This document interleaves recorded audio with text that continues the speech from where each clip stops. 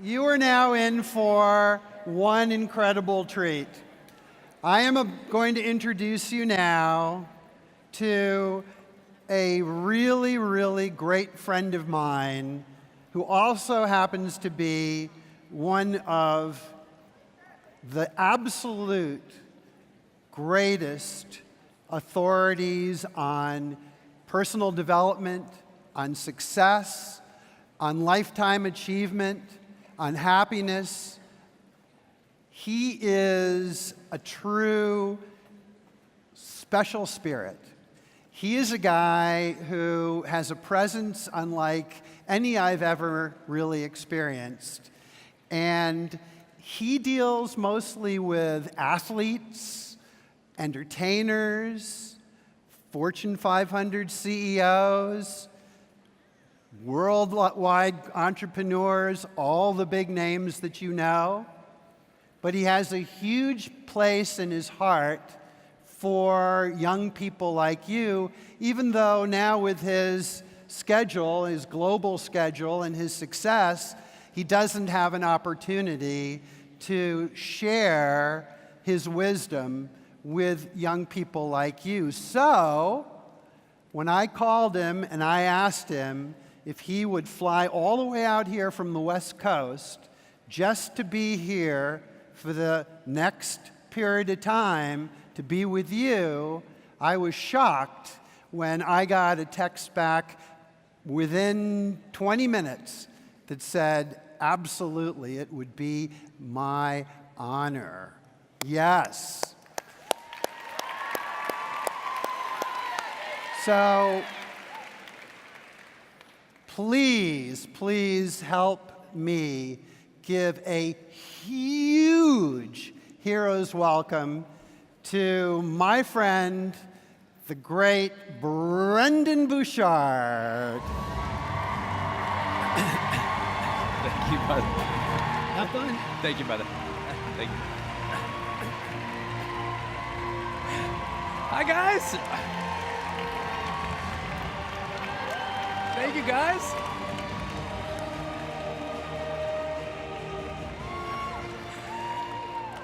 How you all doing? How you all doing? Oh my God, to get to come out here and to speak to this many people who are that smarter than me. I'm stoked. It is a huge honor to be here. You really are the future of not only your industry, but of our world. And so forgive me if I get so passionate, I fall off the stage 3 or 4 times today. I'm thrilled to be here with you because here's one thing I know. Where you're at right now in your age, you truly are living the most blessed time imaginable. What you get to go out and do in the world is so amazing and so far beyond whatever I could have done. I'm from a small town in Montana. Any Montanans in the room? Yeah, they're pretty loud. Any Montanans in the room? Okay. Here's what I learned growing up. We didn't have a lot of opportunities, so I'm thrilled that you guys are here. You know, I grew up in a tiny little house, and I wanted to change the world. And that idea was crazy back then, because back then we didn't have what you have. All the social media, all the tools, all the things you're able to go and do, everything that you're able to learn. We didn't have that, and right now, you got it at your fingertips, which I know you've been hearing all that. You're like, yeah, we're so lucky, we're a great generation, everything's great. I know you hear it enough, right? So all I'm hoping to do is impart a few lessons to you, the same life lessons I share with a lot of my clients, whether it's Oprah Winfrey or Tony Robbins or Arnie Huffington, Dalai Lama, all these people I get to work with. I'm going to share the same thing with you because your age doesn't matter. What's in your heart and how much you want to serve is what matters. Can I get an amen today, ladies and gentlemen? That's all that matters. That's it. It's what is in your heart and how big do you want to serve, because it is boundless out there for you if you master the internal game. And so what my hope is today is to share with you just 5 big lessons that I had to learn really the hard way at a time where I was your similar age, at a time when I was trying to think about my career, thinking about college, thinking about graduating, thinking about what I want to do with my life. And these were those lessons that I don't want anybody to have, but I had to have them. And I think that they're all positive lessons, but I had to learn them the hard way. How many of you already feel like somewhere in your life you've had to learn a few lessons the hard way? You know? Who's ever gotten kicked out of your house before? Anyone ever got kicked out of the house? Okay, who's ever gone to jail? I'm just kidding. The jail people are always the loudest people. Like, yeah. But what I have found over and over in my life is that these 5 principles I'm going to share with you, you'll come back to them just as much as I do. So if you would, have your journals out or your phones out to take these notes so you don't have to learn them the hard way. But even before I get into the 5 lessons, I'd love to do something. Richard was kind enough to bring me out here, and he's been back there, and you've seen him giving him his heart and his soul. So on 3, would you guys do something, and that's just express gratitude. On 3, I'll ask you just to shout out as loud as you can, "Thank you, Richard," as loud as you can, because he's right. He's literally behind the curtain. Could you guys help me do that? On 3, 1, 2, 3. Awesome. Now, here's the thing. When I was backstage, I said, "How's it going out there?" He's like, "Oh my God, it's so amazing." I said, "Why?" And he says the same thing he actually said at the very first one where I spoke as well. He said, "It's because the students, the kids, it's you guys. Whatever experience you've had here or about to have with me, I promise it won't be my stories or my takeaways. It won't be any other speakers. It's something that you're creating here. The energy that you're creating here together has been awesome. I've been watching it all day. I see the energy and the vibrancy in here. So as much as you thank him, I'd love you to turn and thank the person to your left or right. So turn to the person left or right. Grab their shoulders and shake them and thank them for being here. Do it. Go. Shake them. Thank them for being here.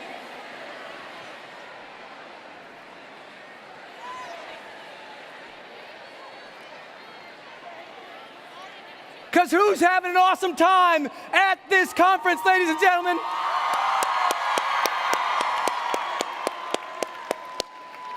One of my great life lessons I didn't have to learn the hard way, I was kind of built this way, is what you're doing here. That's to create the energy you want to experience in life. I always say, if you want to learn one great lesson to do anywhere you go, you want friends, you want to get the promotion, you want to change people's lives, you want to earn the money, you want to absolutely make your impact, one phrase can do it, and that is learning to bring the joy wherever you go. Don't be that person who hopes joy shows up. Don't be that person who hopes you're happy one day. Don't be that person who hopes everybody else entertains you. You bring the energy and the joy in which you want to serve with. One of my favorite experiences in working with Oprah is she shares this awesome story. And what she says is so simple. Listen to her big breakthrough. One thing she had to learn the hard way. Listen to this. One of her stories, she says she had a person who was on her stage, and when she was working with her, she referenced this story how she'd been backstage in another green room somewhere. And she had this transformative moment because she just happened to walk in. She was in a bad attitude. She had to go out and be interviewed by somebody. She wasn't ready for it. And she walked back in the green room, and there was a little sign, and all it said on it was, "Please be responsible for the energy you bring into this space." Please be responsible for the energy you bring into this space. See, especially what some of you are going to do, you're going to be taking care of people who are hurt, who are challenged, who are going through the most difficult few moments of their life. You're going to do things that are going to aid research and aid the development of this entire industry and our world. Your energy matters. How many people are feeling that in the culture right now? Like, energy matters. I mean, it just matters. And I'm going to do my best to give you the best energy I got here in the time I have with you, but all I know is whatever we're going to create here, we're going to do it together because you've got to learn to bring the joy in your life. If you saw my schedule over the last 7 weeks, you'd cry. The number of places I've been, the challenges, the unbelievable journey that I'm on myself. I'll tell you some of my story because I know not everybody knows it, but I'll share you with some of what I've been through. And I can tell you, it's easy to walk out and be tired. It's easy to not do your homework. It's easy not to be the good friend. It's easy not to listen to your parents. It's easy to be negative. It's easy to be a jerk. It's easy to be critical of other people. It's easy to keep being that person who brings down everybody else. But if you walk up to a group of 4 people, I'll say, if you walk up to people, bring the energy up by the time you left there, in whatever way that you need to do that authentically. But bring the joy. If you can do that with me in these next few moments, I promise something will shift in the room. Because I've been blessed to share my message. Some of you guys see me on Facebook with 5 million folks there now. Some folks who follow on Instagram. I really love getting to share my message on social media, but here's what I've learned too, is that I'm not special at all. I'm not. I don't think I'm special in any given way versus somebody else. But I do think I got a few special lucky moments in my life. And I'd like to tell you about the first one. It's kind of heavy and people get emotional about it sometimes, but it's what brought me here. There's only one reason I'm standing on the stage today, and it happened when I was 19 years old. So I was a 19-year-old kid in high school, and, well, just out of high school, I should say, but it was pretty close. But I fell in love with my high school sweetheart. And oh, I got to remember that line. I just got to go to all these conferences from now and start with that. I fell in love with my high school sweetheart. And it was one of those, you fell in love with them and you immediately became that annoying couple in school. That was us. We were like all over each other. We were just totally, I mean, it was just that obnoxious, like, oh my God, you're my everything love, like unbelievable. And it was really annoying. But she became, like, we were just everything. I wasn't even gonna go to college, but she was gonna go to college, and I didn't wanna lose her. I was just gonna start mowing lawns. And that's how I was gonna I just wanted to stay home. I didn't have a lot of ambitions. We'll talk about your ambitions and your dreams. I didn't have a lot of that. But she was going to college, so I said, okay, I'll go to college. So I signed up to go to the same college. We got a U-Haul. We shared a U-Haul all the way to college. We went and we stayed in the same dorms because we want to be close to each other. I signed up for the same classes she did because I just didn't really know what to do with myself at that age. And so everything, all of our friends, our dorm, our classes, everything was together. And it was just amazing and love. And then halfway through the first semester of college, she cheated.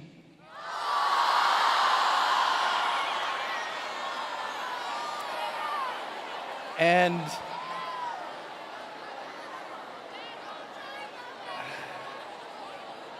she discovered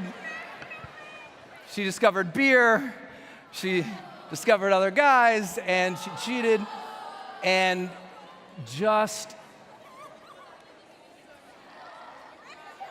and I don't know if you've ever been there before, where your whole identity is wrapped up into a relationship, and sometimes if that relationship falls apart, you fall apart. And that's what happened. I completely fell apart. I couldn't go to class anymore because she was there. I didn't want to go out with my friends because she was there. I couldn't see my future anymore because I couldn't see it without her. I couldn't get out of bed. I stopped taking a shower. I didn't eat anything good. This is not an abnormal experience so far for college freshmen. Come on, you know. It's like, I wasn't showering going to class. Big deal, don't whine yet. But then by the end of that first year in college, I became suicidal. My friends were trying. I had good friends, and they were trying. I mean, they'd come in the room, come on, Brendon, let's go. And I'd lay there crying. And they're like, come, you gotta go to class. And I'm just like, I couldn't. I mean, all my friends were trying to, I couldn't. And I wasn't just thinking about suicide, I was planning it. I'd already written a letter, I'd already known how I was gonna do it. And if you've ever been there, or if anyone here has any thoughts like that, please talk to your friends, please talk to your family, please talk to professionals, because there is support for you. When you're dark and you're deep and you don't believe it, it's hard to believe it, but someone in this room inevitably, just out of the odds, has been having a tough day or a tough week or a tough year or had a tough life. And so it's on all of us to generate the energy we want to experience and create connection and create love with other people and celebrate other people, because you never know when someone's having a hard day. So would you turn the person left or right, shake them one more time, and thank them for being here? Would you do it? Because they thank them for being here.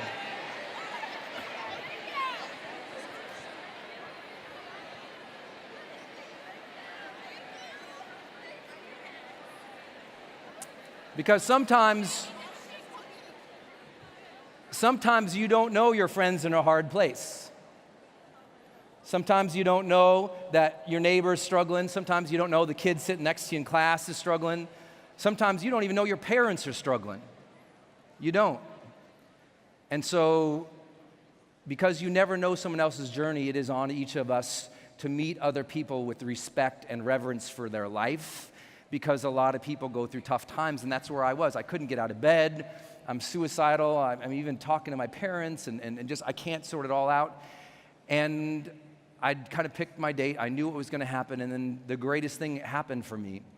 And I didn't think about it years later, but reading saved my life. Because I wasn't doing anything. I was all sad and very depressed, but here's what I did do. I was still reading the school newspaper, and I was still reading books. I always love books. I'm a reader. I love reading. I love learning. Thank you. And so I was reading, and one day I was laying in my bed in my filth, and I opened up the school newspaper, and I was flipping through, and I still see it so crystal clear. I flipped the page, and there was a full-page color ad. And the ad was, I remember, it was a white sandy beach, perfect turquoise ocean, blue sky, a little wisp of a cloud, big green palm tree, and across the top, one of the best advertising marketing headlines I'd ever seen in my whole life, it said, "Escape." And I was like, yeah. And it said, "Students needed in the Dominican Republic for summer jobs." And I was like, yeah. I didn't know where the Dominican Republic was, but I knew she wasn't there.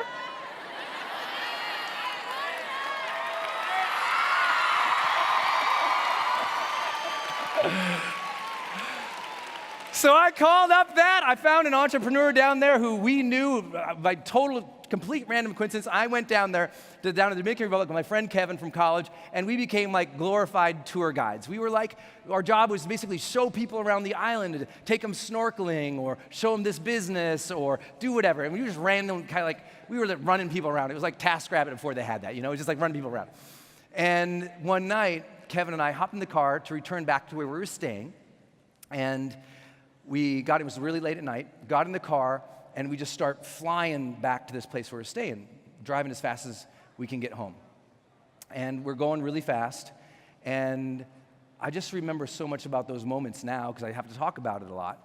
But we're flying down this road, and I just remember like life was kind of coming into the car, because all the windows were down in that humid, awesome Caribbean air. I hope you all get to go to the Caribbean someday, or if you've been there, you know what I'm talking about. It's just so awesome.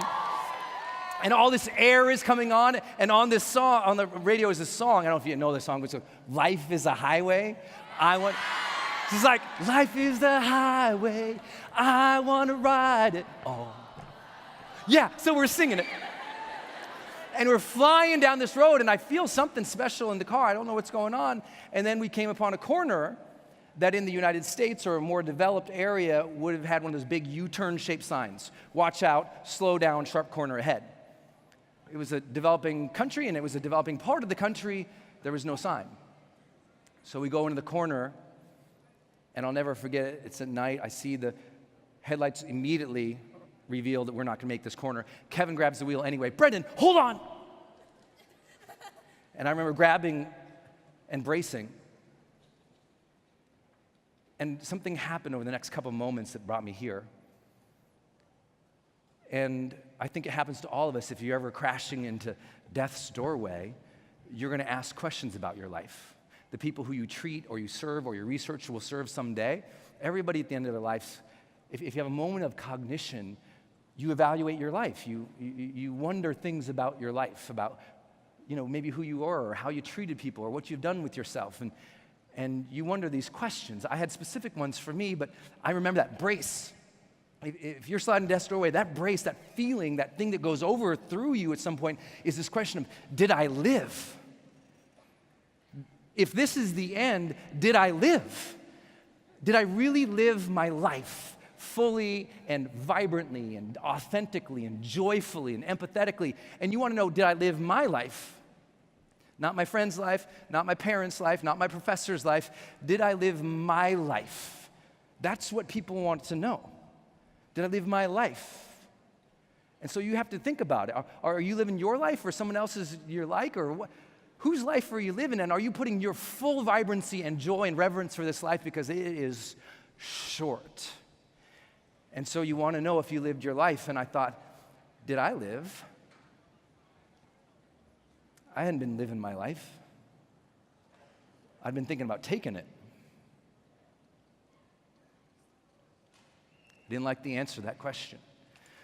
The car starts doing that weird slow motion thing as we start skidding sideways off of the road, and we skid sideways and we hit this little retainer wall, bricks and rocks they'd built for an irrigation ditch for a nearby sugarcane field. And we, boom, hit this thing, pops us up into the air. I hit my head on the door, and I just start seeing all these things. And I started seeing these moments in my life when I was surrounded by people that I cared for.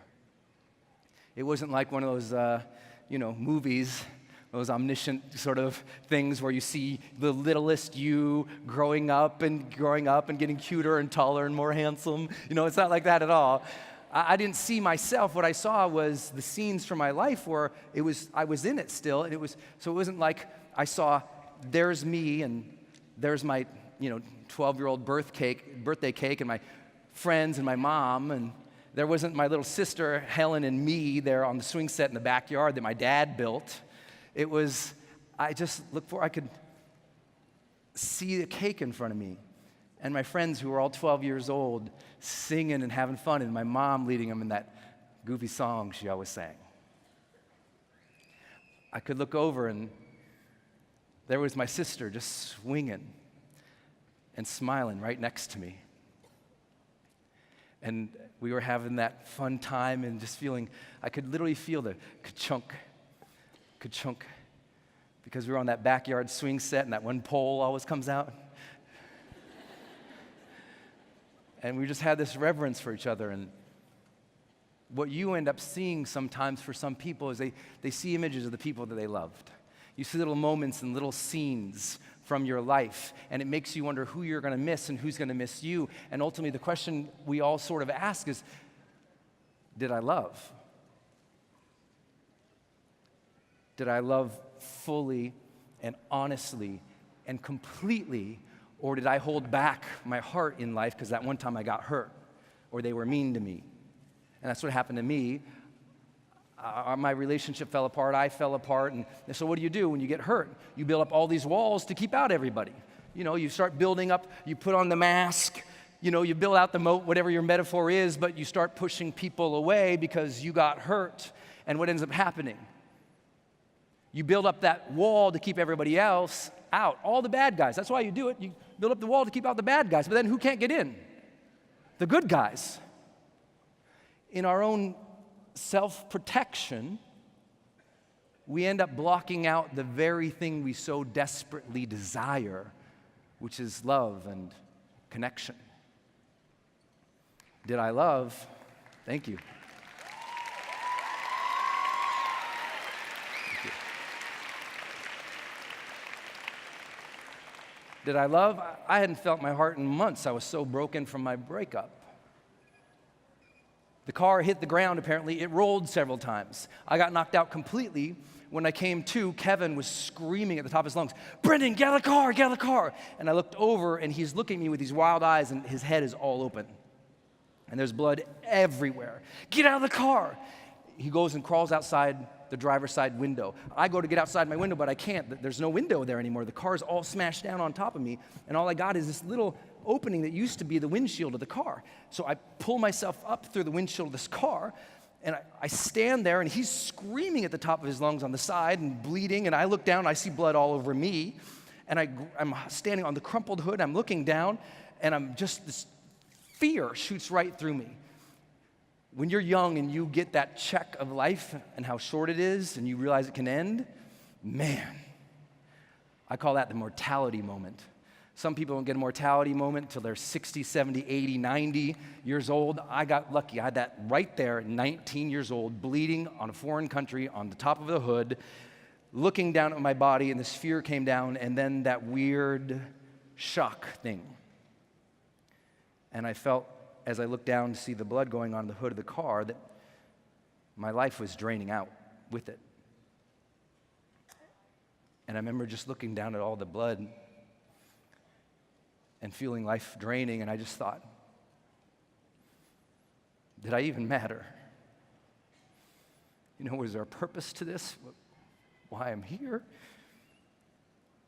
And I didn't like that either, because I had never thought about that. I was a young kid. I hadn't thought about what you guys are doing here. I hadn't thought about the future at all. I just was sad. And I just remember looking down, and I just didn't feel like I mattered, and I felt like I was going to pass out. And then I looked over, and as the blood was going off the hood of the car, there was a glint. And I looked at a reflection, something shiny, and I looked down at it to see what it was, what the reflection was. I looked up, and there was this bright, big, beautiful moon that night. I hadn't even seen it. One of those moons so big it just lights up the whole sky. I hadn't even seen it. And I felt this connection as I was standing there, and I felt almost immediately like I was going to be okay. Like it was all right. And I felt this connection. I felt like, years later I thought, it was like in that moment, the big guy reached down and handed me what I call life's golden ticket. It was like, here you go, kid.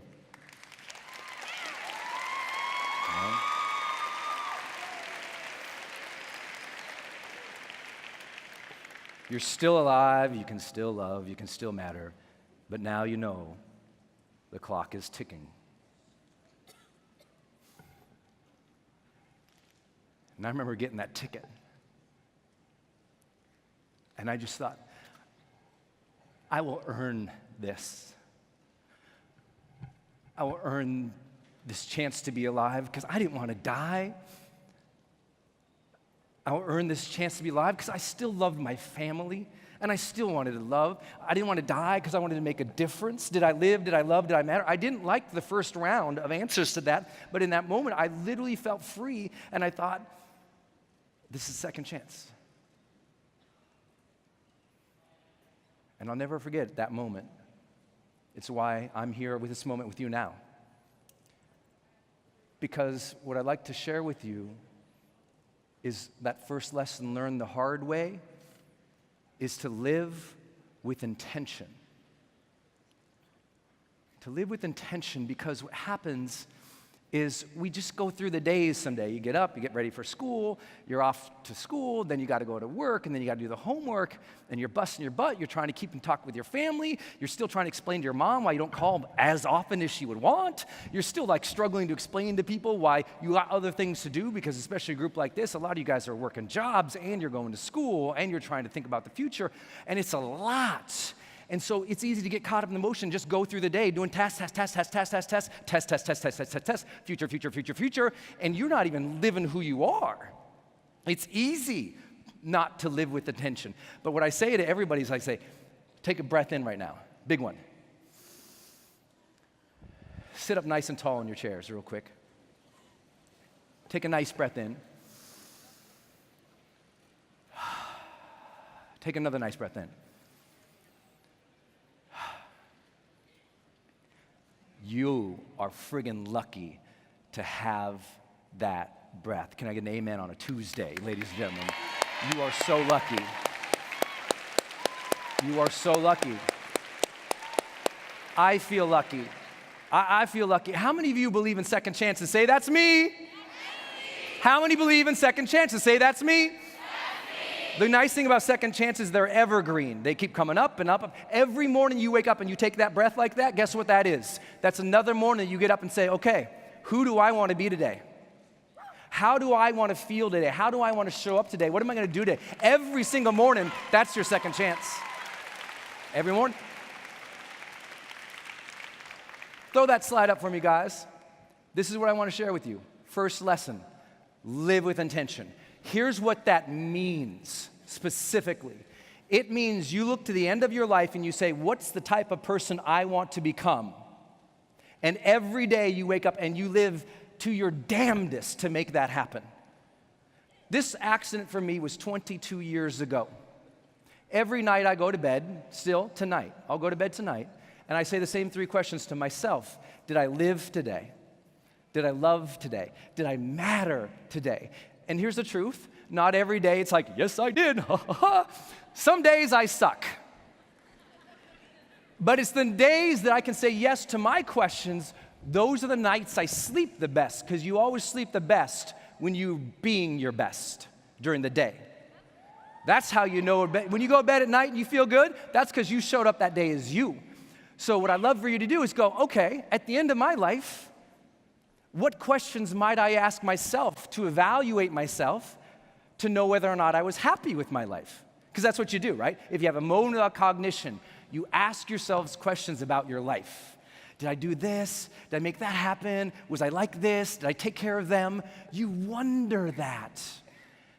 So living intentionally means you wake up each day with reverence for the whole span of life, and you say, I'm going to be that person I imagine myself to be right now. I'm not going to wait 4 years to be kind. I'm not going to wait 4 years to go after my dreams. I'm not going to wait 4 years to ask for what I need. I'm not going to wait 4 years to ask for help. Now, today, I'm going to live as who I am in full. When you do that, everything changes. Everything changes. Thank you. So turn the person left, right, grab their shoulder, shake them, say, live with intention, go.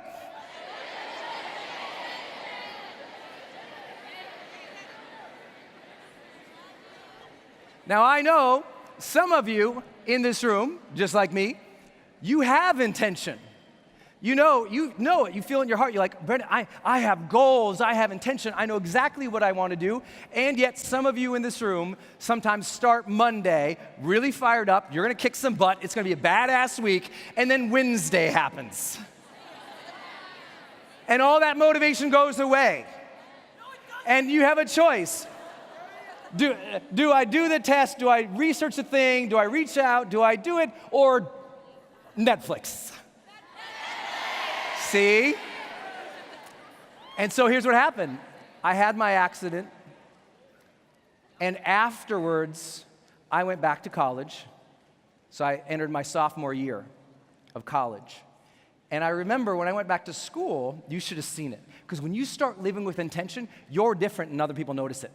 I went back to school, and I remember my first question, did I live? I was like, I came back to college alive. And I showed up, and people were like, whoa, whoa, whoa. Have you ever changed your life, but the people around you didn't? And what do they always say to you when you come back or you're different? What do they say to you? Yeah, no, they don't say you changed. No, that would be nice. They go, what's wrong with you? You're different. What's wrong with you? And that's what came back. I came back and everyone goes, you're so different. What's wrong with you? I go, what's wrong? What's wrong with me? What's wrong with you? You're dead. I'm alive. Ah! And so I decided, as people started noticing my difference, they say, well, Brendon, you're different. You're happy. What's up with that? And I was like, oh my gosh, I'm happy because I feel really blessed to be alive. And I had this experience. I'd tell them about my car accident. And people would say, oh my gosh, you should tell that story. And I was like, no, I couldn't make it through the story. And I said, well, no, you got to tell my friend this story because he's struggling and she's struggling over there and they're thinking about this and they're depressed and maybe you should tell. So I started telling people and people started saying, oh my gosh, that's amazing. You should write a book on that or speak on that or do video on that or blog on that. I didn't know how to do any of that because all that was pretty new back then.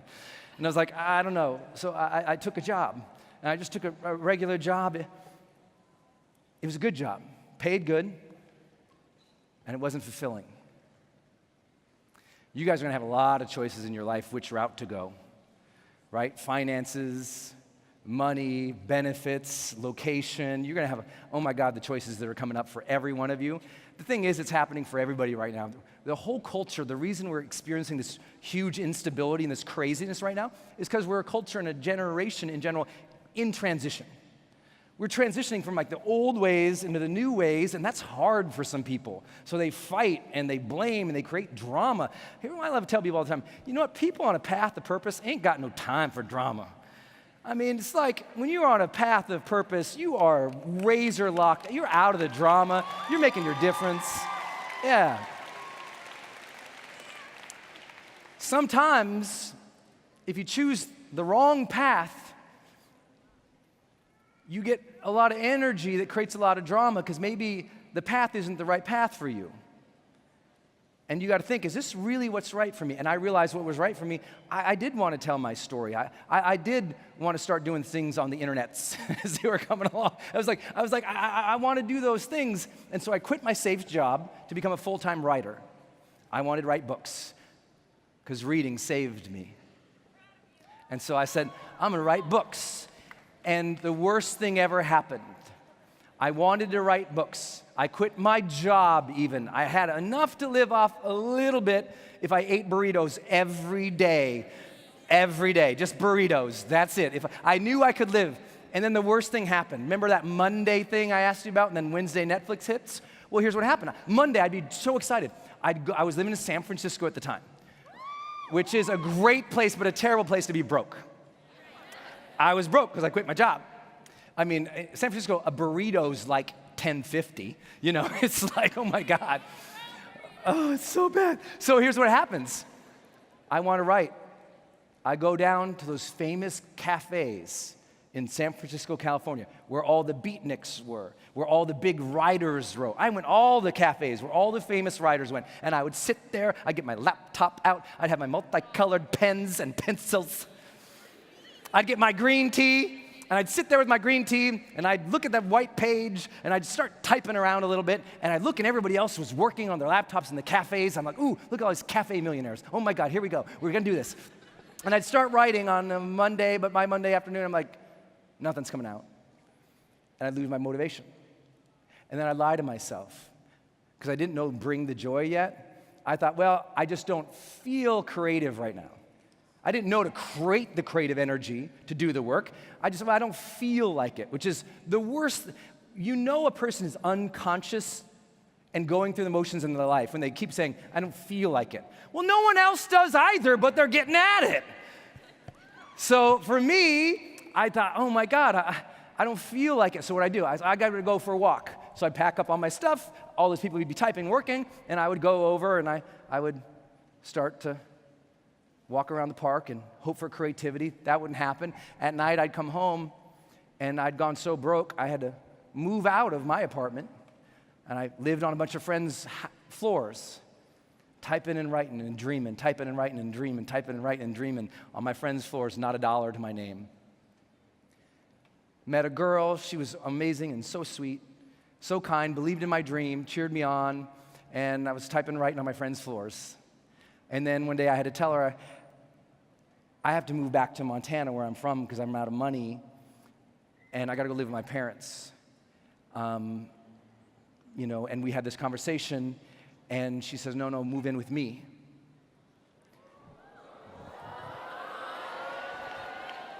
Now, I knew she was going to be my girl and my lady, but I wasn't quite ready for that yet, and she wasn't either, but that's what we ended up doing because we wanted to be around each other, so I moved into her, and she had a tiny little apartment. We both had this tiny little apartment in San Francisco, and I'll show you, here's a picture. If you guys put that up on the slide for me, I'll show you a picture of where I was, and I was writing, and that's the whole apartment. That's it, and it was so small. Now, that laptop, I had to return that laptop. I only had it for like another 60 days. And that little table you see me writing on, that's my mom's fold-out sewing room table. I borrowed it from her. So it had 3 legs, and I had to fold it out because the apartment was so small. There wasn't room for a big desk or anything fancy. And the bed, as you can see, the bed was always like my extended desk. You ever put your homework on your bed? Like, all my books were there, my research was there, my writing was there, but so were my bills and my invoices. And at the time, I was in bankruptcy. And so I'd entered bankruptcy, so all these people were calling. The student loan people were calling, the credit card people were calling, and they're not nice to you when you owe them money. And they weren't nice to me, so all day these mean people were screaming at me on the phone. I'm like, I'm doing my best, I'm trying to do this thing and trying to turn around. And I couldn't get the dang book done. And there were so many days I wanted to write, but I didn't write. And then I'm writing one night, real late. My lady Denise comes in, and she doesn't want to disturb me writing. So she walks past, and she goes to bed and crawls under the covers of the bed. But on top of her, as she crawls under, I happen to look over, and I see my love sleeping under the weight of my bills. Literally. And I look over, and it just, because no one wants to see their family or their loved ones suffer because of their own inaction. And my inaction was hurting her. And it snapped something inside. And it was the best thing to ever happen because I learned this simple thing. It's hard lesson number 2. Find something to fight for. Something to fight for. Something to fight for. She became my something. Sometimes it's find someone to fight for. Because you know what? You won't do everything for yourself sometimes. But how many of you in this room have noticed sometimes you'll do more for your friends and other people than you'll do for yourself? Raise your hands. That's why you're the future medical leaders. That's why you're here. You will do that. You will give and give and give and give and give for others. And so sometimes if you're not motivated, guess why? Because you got the mirror facing inside instead of outside. You're not motivated for yourself, so you feel bad, you don't do anything because you haven't found somebody or something to fight for, something to go for, something you wake up, you dream about, you think about, you connect to, and you go. It's everything. You need someone or something to fight for. And if you don't love the metaphor of fight for something, then you need somebody or something to love for. For me, it was that girl. I was like, oh my God, I need to get my head out of my ass for her. Come on. After being through terrible relationships and now I'm in a good relationship, I got to get my butt together here. I got to do a good job. I got to write this book for us. I want this one to stick and stay, and I adore her and I love her. She let me move into her apartment. She bought me groceries. She taught me to eat kale. She made me food. She believed in me. She went and printed out the first edition of the book down at the Kinko's back then and the FedExes, and she'd bring back the copies, and I'd be working on them. She believed in me when no one else did. I didn't have a book deal, none of the millions of fans, none of the big career, nothing. All I had was that little table from my mom and just a heart in my soul to say, I want to help people with my message, and I got more motivation than just my desire for writing the book. I got her, and thank God I had her, and she stayed with me, so she's my lady today. She's my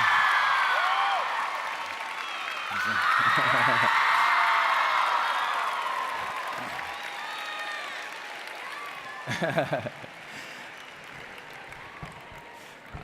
Later on in my life, I kind of got known for YouTube, and I hope you guys subscribe to my YouTube. So if you do, you know Denise. That's Denise.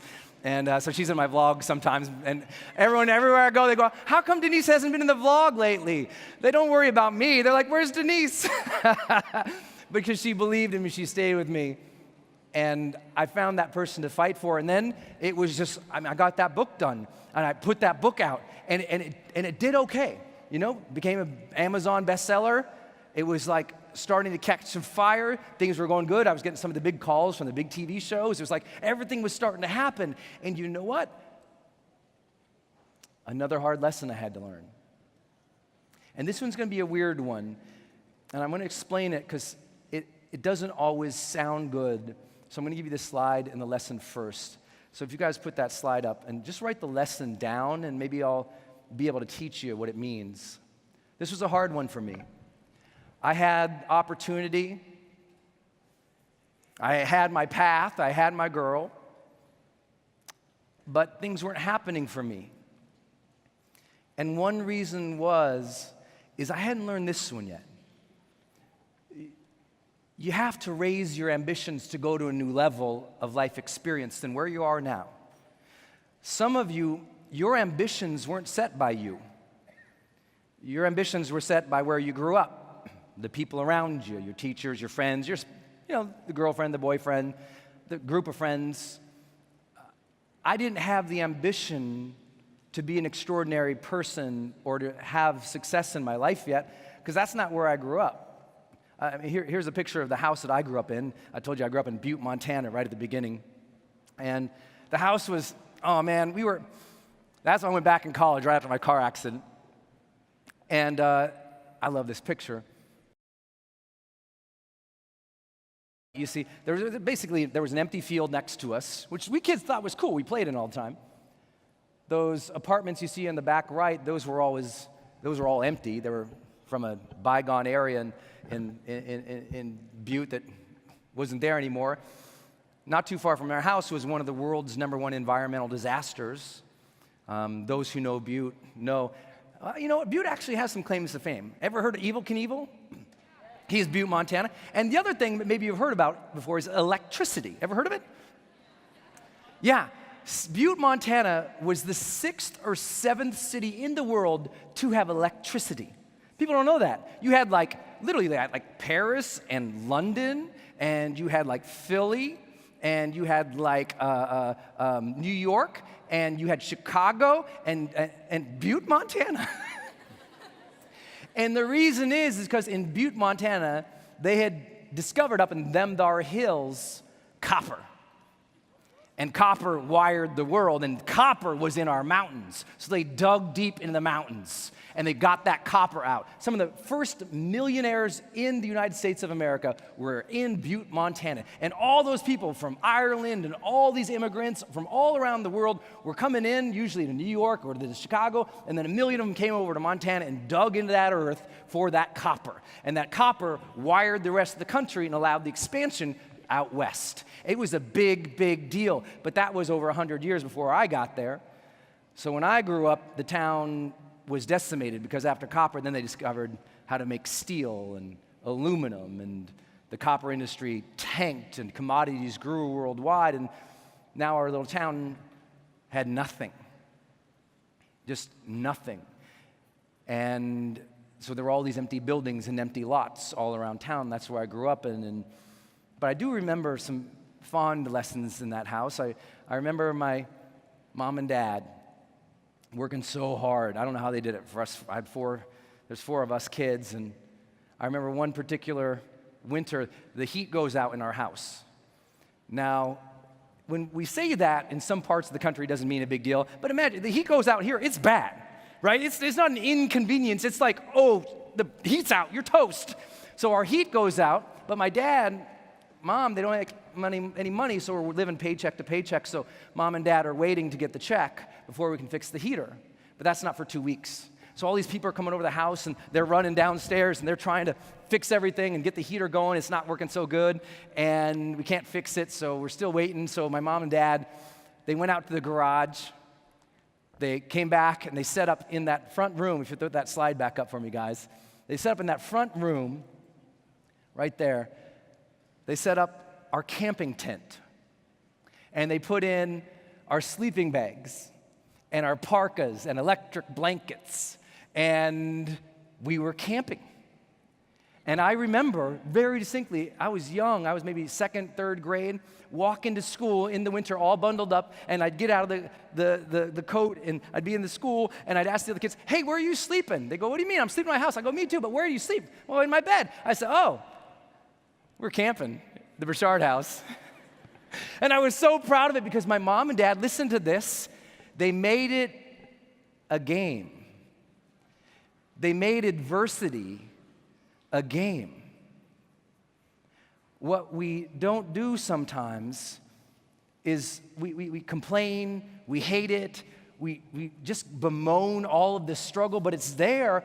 And again, you have to choose the energy you're going to create with that struggle. You got to learn to bring the joy. Mom and Dad taught me that. They made it fun. I mean, it was an amazing thing. Who's got amazing parents in this room? Yeah? Yeah. If they taught you to meet adversity with a positive attitude, you don't know it yet, but you've already been given your first $1 million. If you've already learned to meet adversity with a positive attitude, you've already been given an abundance from your parents that you will never, ever possibly comprehend until you have your own kids. If you learn from your parents to meet adversity with good energy, God bless them because they have set you up to win all of your life. Meet adversity with a positive attitude, you can change the world. You can change the world. But I told you the story because that lesson, raise ambitions. See, my ambition for my career was still stuck in that town. How many know what I'm talking about? My ambition for my life was still in that town. I was still in my mind a broke kid. I was still in my mind, well, who am I to help other people? Who am I to put my message out there? Who am I to help famous people one day? Who am I to make any money? We never had any money. And my mind was stuck in the town, not my future. Some of you, your minds and your beliefs about yourself, you still think you're that dork from 6th grade. Yeah. No. That's the point. She says, I still am. I go, you're not. Everybody in this room, if you remember my first lesson, live with intention. Who do you want to be and start living into that? And start raising your ambitions for being an even more extraordinary person. Look, you wouldn't be in a conference like this if you weren't already amazing. But you need to raise your ambitions beyond your parents. You got to raise your ambitions beyond that school. You got to raise your ambitions. And people sometimes around the world, they got funny connotations to ambition. They think ambition is bad. Ambition is not bad. Ambition is drive. Ambition is not bad. Ambition, as a textbook definition, is it's will for something more.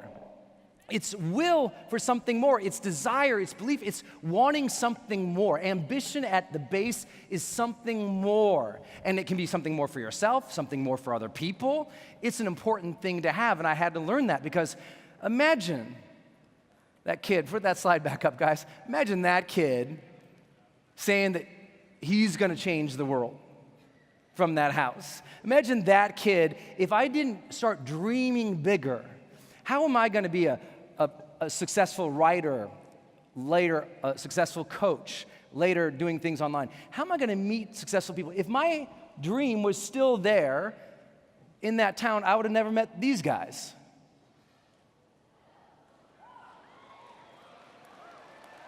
I would have never got to work with them. If my mind was still in that town, don't worry, if they're too liberal for you, I got these guys too, don't worry. Yeah. That would have never happened. And sometimes, if my mind was still that broke kid and I couldn't see myself in a different future, I would have never gotten to meet the people who helped me reach so many people around the world, Ariana Huffington and Steve Forbes and billionaires. I would have never gotten to do all the work we've been blessed to do with these amazing people.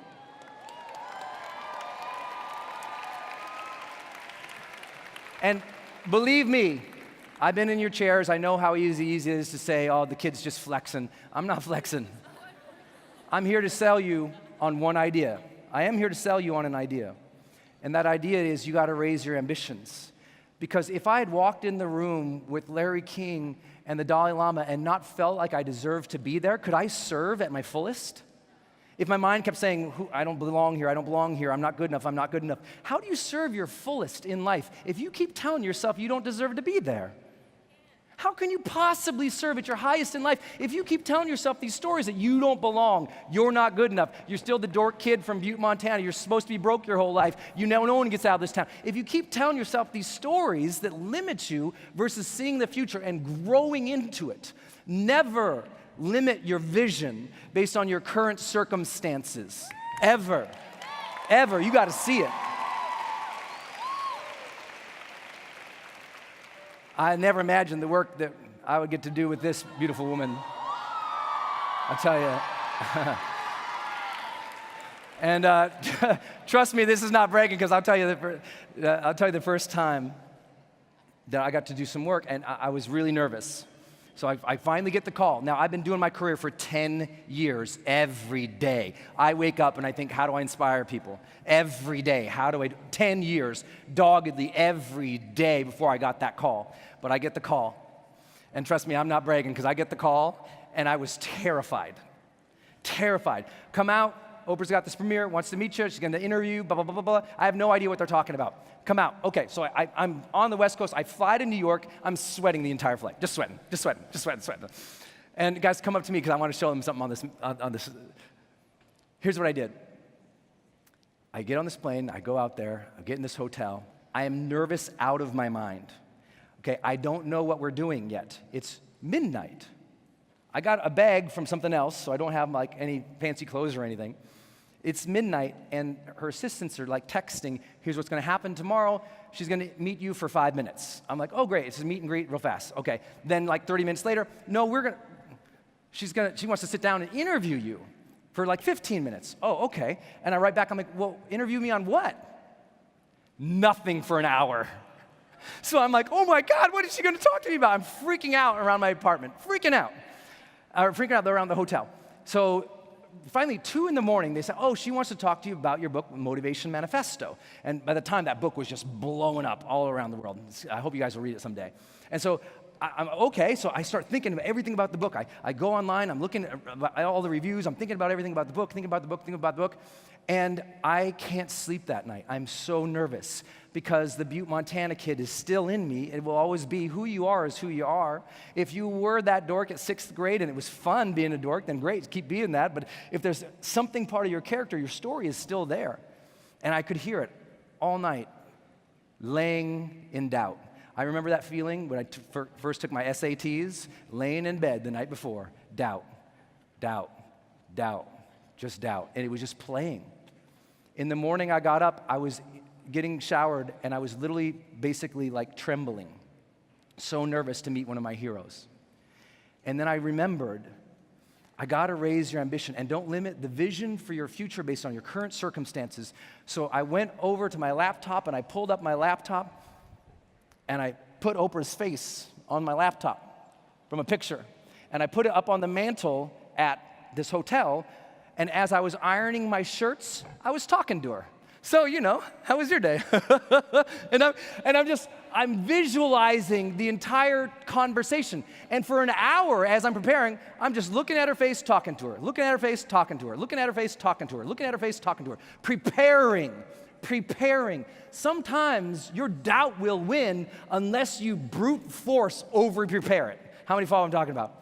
You got to over-prepare. You got to go, oh, okay, because you know what? Most people don't prepare. That's why it's so easy to win in life. Most people don't prepare. That's why it's so easy to win. Because if you'll just do the homework, but you got to prepare into the person you want to become. Then finally, I go meet with the assistants, go to meet where we're at. I go and I sit down. She walks in.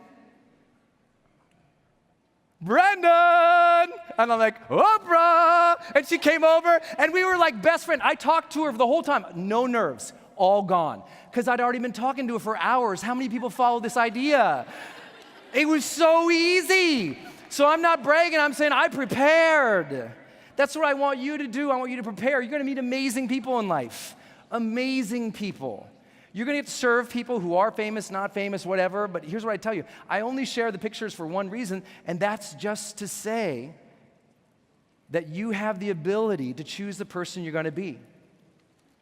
But you gotta raise your ambitions first. The second thing you have to do, if you start having success, is you gotta pass on the values you've learned. one more shout out, because I know we have a lot of parents and good people in the room. If you had great parents, would you just shout out on a count of 3, thank you? 1, 2, 3. Thank you. I know some of you got parents in the room with you. You are so blessed for that, and I bet your parents taught you something, and I'll help you carry it on. This is a picture of my dad and mom. And that's my first seminar I ever did. And we kind of did it like a stage show. It was like it was like going to theater. It was my first seminar, and I was terrified. But I kept seeing it and seeing it and seeing it. And sometimes if you visualize it enough, the doubt goes away. If you visualize it enough and live it and feel it, the doubt starts going away a little bit. Well, I did my first seminar, and at the end got to bring out mom and dad. And that would be my dad's last seminar. And one reason I'm passionate about what you are all doing here is because of that. My dad would be soon after diagnosed with acute myeloid leukemia. And some of you guys know about leukemia, and there's kind of 2 types, and AML is the one you don't want. There's not much can be done, and there's not always a lot of hope there. And my dad was an amazing guy. He had served for 3 tours in Vietnam, got all shot up serving his country, came back to the U.S., met my mother on a stoop at the apartment, had us kids, moved us out to Montana, where he was from, because he wanted to carry on the traditions of his family. And I never knew quite how amazing he was until I got about your age. And I was like, man, my dad's pretty amazing. After I had my car accident, he was so comforting and empathetic and amazing. And I really started connecting with him in a different way. And when he got diagnosed, it was Mother's Day. He woke up on Mother's Day and was wandering down the hallway, and his side hurt. Mom said, "What's wrong with you?" He said, "My side hurts." "Why?" "I don't know." Throughout the day, his side kept hurting, so he went to the hospital, and they admitted him, and doctors kind of felt around and said, "Oh, your spleen is enlarged. Let's do some tests." By the end of the day, on Mother's Day, they told my dad and my mom that he had 7 days to live. Leukemia had already been taking his body, but he didn't know. He was healthy as all could be, but at that point, they didn't think he wasn't even sick before that. He was golfing and bowling the week before. And they said, "You got a week." Being a Marine, he made it 59 days. He fought through a couple treatments. He did his best. That's the best. Thank you.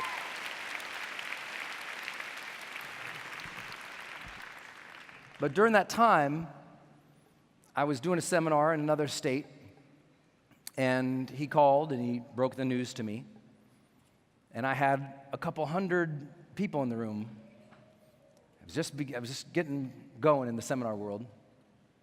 Now, some of you guys know we fill arenas. But for me, it was the beginning.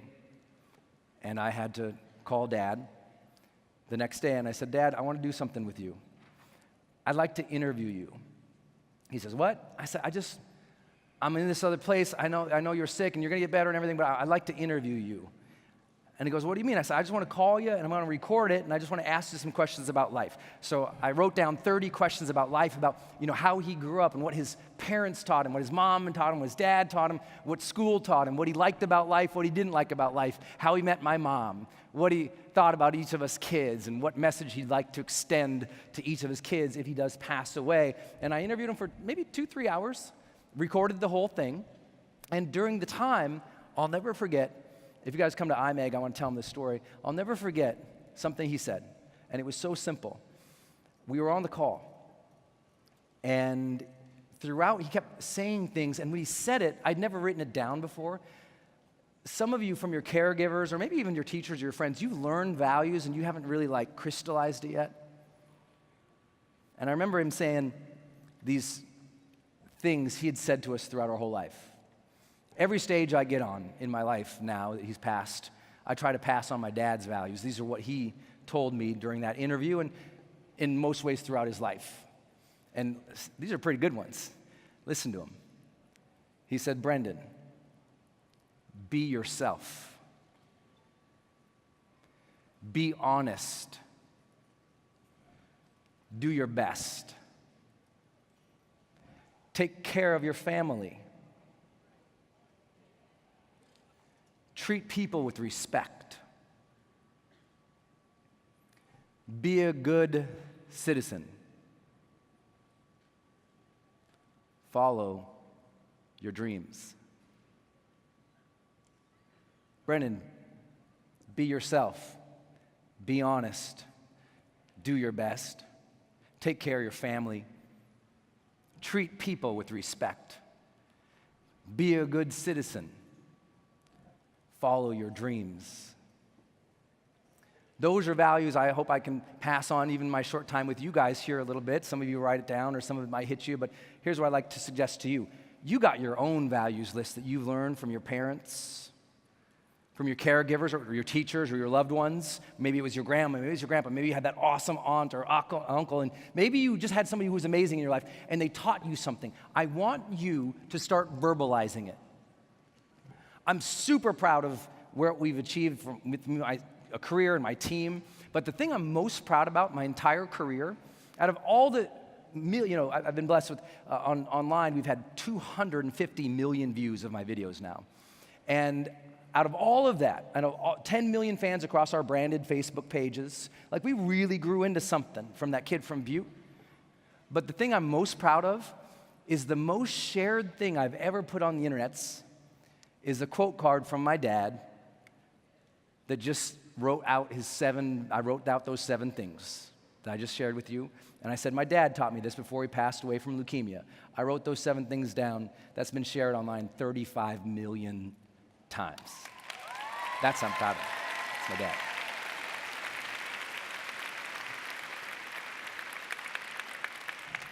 Some of you, I would like to encourage you to discover what the values your parents taught you. I want you to make a post about it on Instagram.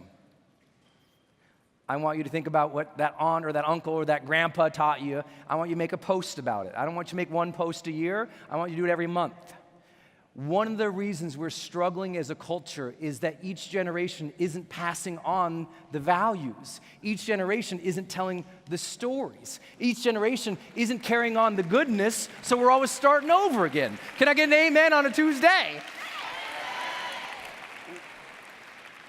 You got to make it an active part of your life on media, on social media, to be sharing what you are learning on your journey from your parents, from other people. If you start sharing values, a group like this, the leaders of the future, if you start sharing more values, more people start living a value-oriented life. And we get rid of all this name-calling and abstract, weird, bizarre negativity and hatred and all the crap that's weighing down too many parts of the world right now when more people are sharing messages of values. Will you do it, yes? Then turn to the person on the right, shake him, say, you got to share your values, shake him.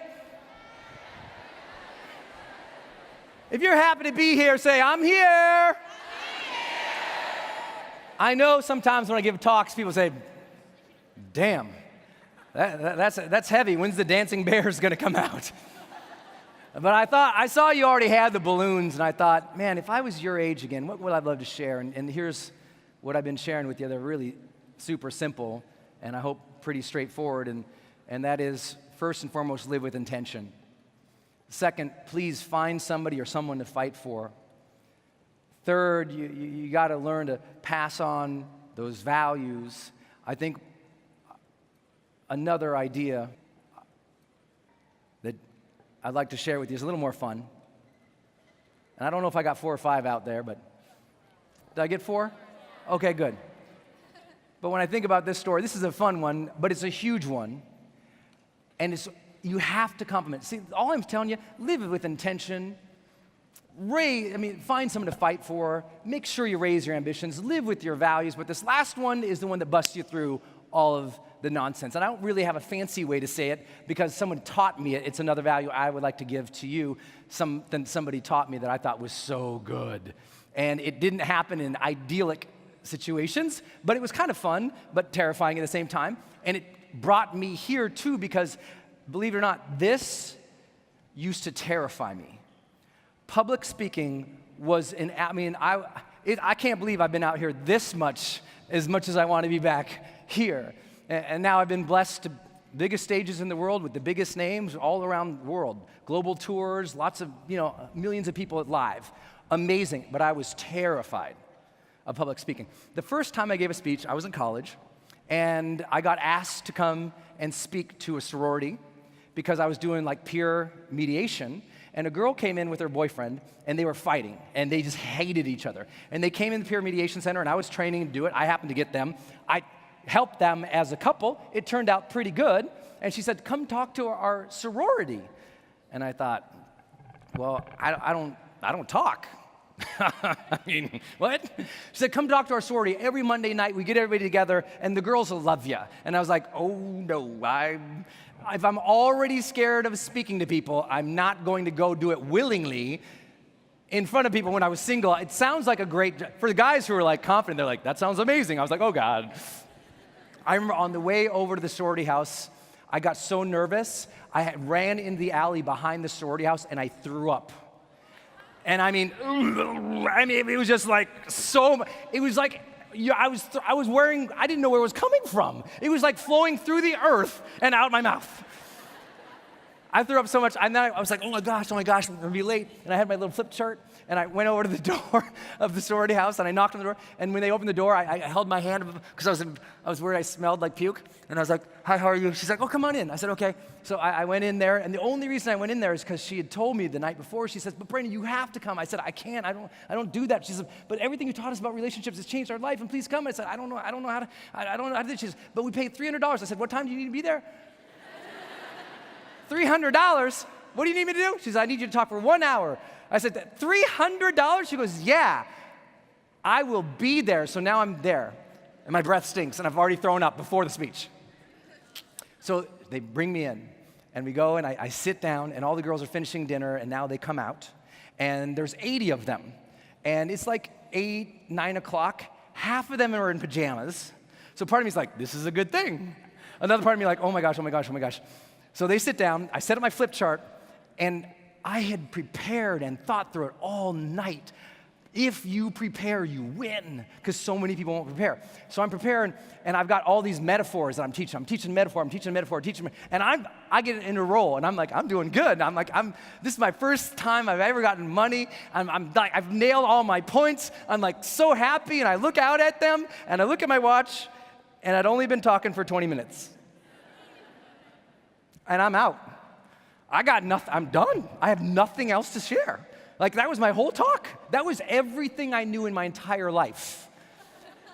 And I'm done. And I look, I got to go an hour. I got 40 minutes left. So I did something that has always served me in my life. My whole life, I've been a learner, and I know you guys are too. And I never was scared in situations where I wasn't fully prepared, because I don't believe we're on this journey alone. So I used a little bit of ingenuity in the moment. I said, who's having relationship troubles right now? And girls, half the room raised their hand. They're like, we are. I'm like, oh, what's your story? And she stood up and she shared her story, and she just starts crying in the middle of her story. And she's like, so what should I do? And I'm thinking, as she's talking, I'm like, oh, I have no idea what she should do. So she gets done, what should I do? And I remember so confidently standing there, I said, ladies, you know her better.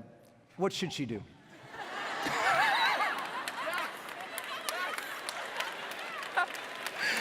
And the girl said, oh, you should do this, you should do this.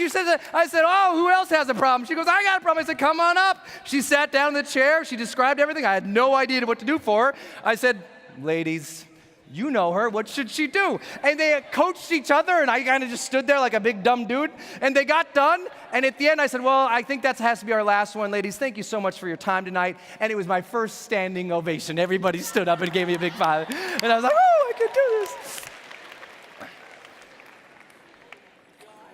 But then I started speaking a little bit more, and a little bit more, and a little bit more, and then I got really uncomfortable. The bigger the audience, I remember speaking to about 400, 500 people. And I was so terrified before, I thought, I will never do this again. I will never do this. It was a very critical time in my life. And it was a big, fancy room of fancy people, CEOs, and I was wrecked about it. And I wouldn't have gotten to be able to do things like this. And I really admire everybody who's been up on this stage. I even saw the guy do the worm earlier. That guy was badass. I mean, it was just like, I admire people who can come up in here. Would you give a round of applause for all the speakers who you've seen, all the kids, everyone? So amazing. And I almost quit my career because I was so afraid. Fear was stealing my career. Fear was stealing my career, even though I had opportunity, even though I had momentum. If you don't learn how to handle fear, you're toast. It will steal your career. And that's what happened for me. Everything was going so good, and I couldn't get over the fear. And everything was falling apart. I was so scared. And then this person taught me this lesson, and it happened to be, I was out with my friends, and I'll show you some pictures of this trip we took. It happened to be my friend's bachelor party. And we said, okay, here's what we're gonna do. And he made this decision that for one of my friends, we were gonna go skydiving. Now, I had a fear of public speaking, but a fear of heights was unbelievable. I was terrified of heights. Terrified. I was like, I mean, look at this. Look at my friends' faces, how excited they are, and look at mine.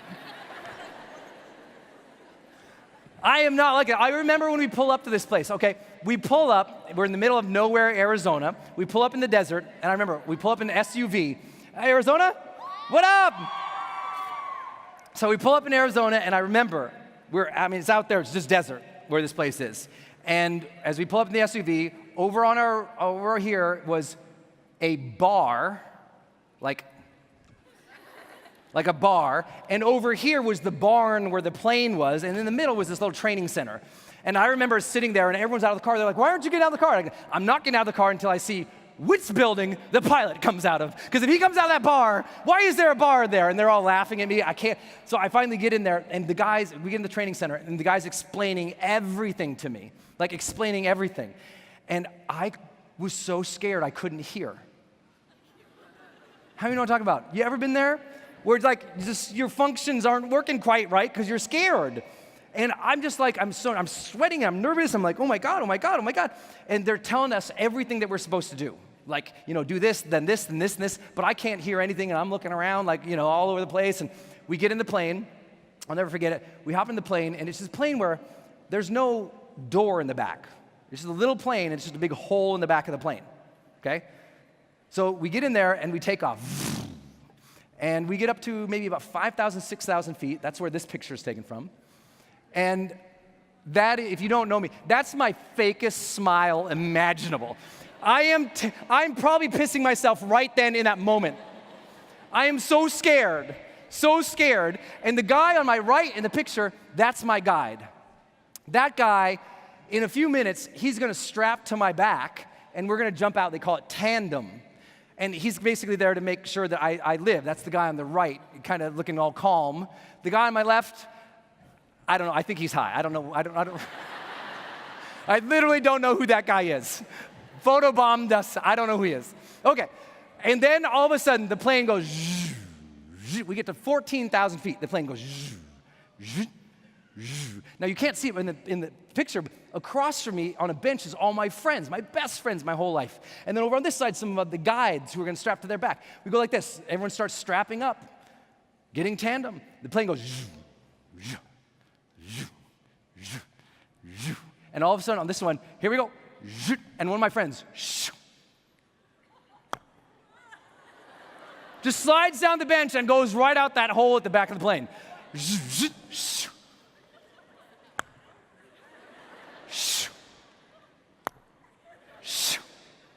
Just watching your friends fall to their death. And I start freaking out inside. I'm like, oh my God. And I turn to my guy and I go, hey man, what am I supposed to do again? He goes, what? I go, I don't know what I'm supposed to do. Could you tell me the instructions? He goes, what, you didn't listen? I go, I don't know what to do. And he just leans back, kind of like, he's like, yeah, you'll be okay. And I realize he's high. I'm like, are you high? I'm terrified. What am I supposed to do? He goes, dude, 5,000, pull, dude. 5,000, pull.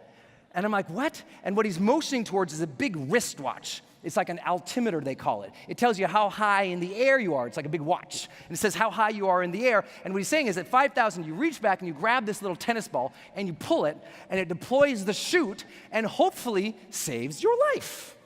Right? Sounds like a great, I can do it. I'm like, oh, 5,000 pull. I can do 5,000 pull, okay. Friends. He goes, here we go. Okay. I know what I can do. I know. I've studied motivation. I know exactly what to do. So it goes, and as we start sliding down the thing, I'm like, yes. We get to the big cutout at the end. He grabs the thing and goes, 1. I go, no.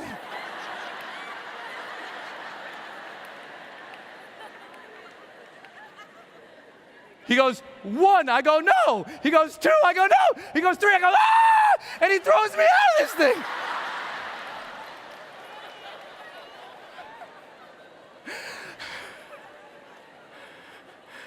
And I am screaming at, ah! I love this picture. You see me screaming through my legs?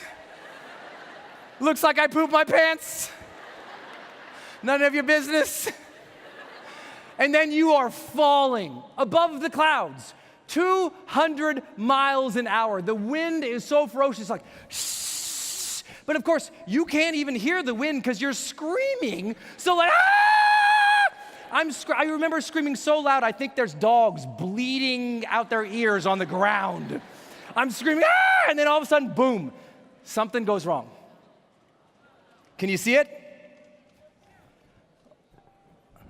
Not time to pull the chute yet. Do you see it? Okay. This is not where you want things to go wrong. Let me zoom in. Well, 1, the hair is being ripped from my body, people. This is a dangerous sport. This is not right. Do you see it? The goggle snapped. This is not a big deal. You know, if your goggle snaps, but this is what they train you to do. I wasn't listening when they told you to do, to check the thing, I guess. And not a big deal unless you are falling 200 miles an hour with wind. Because I remember I'm falling and all of a sudden, snap. I'm like, oh, that hurts. Ow, ow, ow.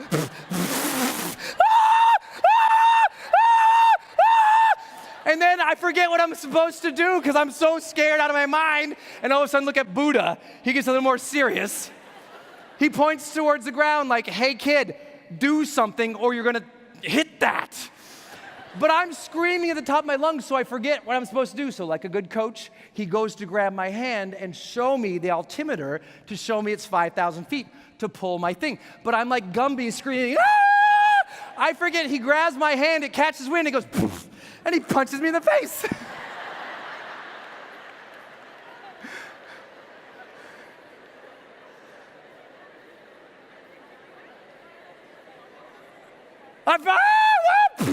Why'd you hit me in the face, man? Pull, what? He does it again, hits me in the face. Oh, God. I reached back. Do you see me grabbing that yellow tennis ball thing? I reached back to grab it, and I remember pulling it. Listen, all life, they're always getting you warmed up and ready to do something. They don't tell you how hard it's going to be. Because I remember I pulled that thing. I'm like, reach back, I'm grabbing it. I'm bam!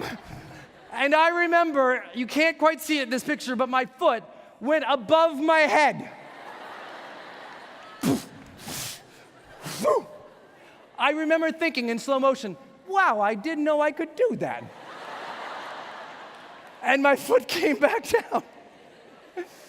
And I remember we start getting towards the ground, and as we're about to land, he goes, hey man, get back, pay attention. Hey man. I go, what? He goes, lift your legs up. I go, why? He goes, so you don't break them. Ooh.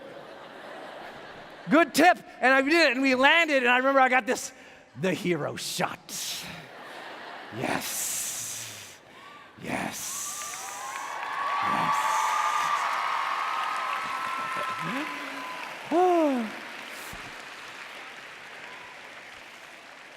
But before I tell you the lesson he taught me, could you imagine if you saw this as like an Instagram commercial or ad? You would never sign up. Guys, come up to me on iMeg. Let me give you like the 30-second version of this little commercial. Like, if you thought about going skydiving, here's what my little commercial looked like. Okay, you pull up to a place where you're going to see your friends die. And all of a sudden, you get on this little rickety plane, and you go up to 5,000 feet, and you're scared out of your mind, and you're looking, oh, look, we're going to jump out of this plane. Zoom, zoom, I can do this. Yes, yes, yes, yes, yes. 1, no. 2, no. 3, no. Ah! Ah! Ah! Ah! Ah! Ah! Oh, God. Oh, God.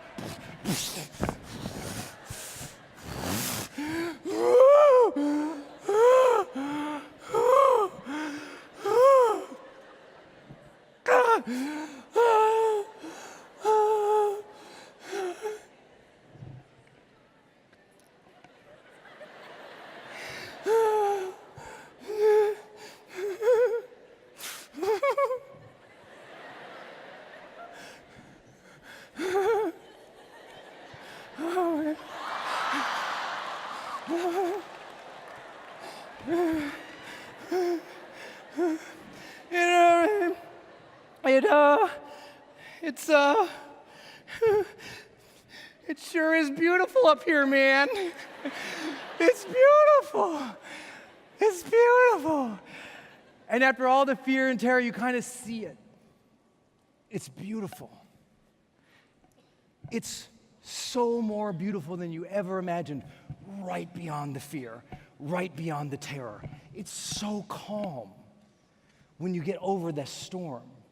It's there for you. Some of you are in a storm of your life right now, and you are fighting, and you are working so hard in school, and you are so scared about your future, and all the terror is there. And I'm telling you, right after the terror, there's the calm. You just got to endure. I remember we land, and when we landed, this guy, right? All of the pictures, right? We get done. My guy gets, and he goes to this little barn. He comes back, and he hands me a CD with all the pictures on it. A CD is a plastic disc where they laser etch information. And he puts the CD in my hand. He goes, "Hey, man, can I talk to you for a minute?" I go, "Sure." He goes, "Well, come away from your friends over here." I said, "Okay." So we go over here. And he says, can I give you a little advice? I said, "Sure." He goes, "Okay." And he says, "So what do you do?" I go, "Well, you know, I'm like a motivational speaker." And I'll never forget, he goes, "Oh." He says, "You know, because I got some advice for you because you screamed the whole way down." And he said, "When we brought you into that barn and we told you everything that you were supposed to do in the training center, you were one of those guys." I said, "What do you mean one of those guys?" He says, "You were one of those guys. You were one of those guys who've never learned to listen through the fear. And that's why that experience was so traumatic for you. You thought you weren't supposed to have the fear. You thought that the fear would go away. It's always going to be there, but you have to learn to listen through it." And that's the lesson he shared with me. Listen through the fear. Because on the other side of fear is always the calm after the storm. And he said, you've never learned to just let it happen and know that the fear is there, but march on confident anyway. Most people don't think that you can be confident and fearful at the same time, but you can. You really can.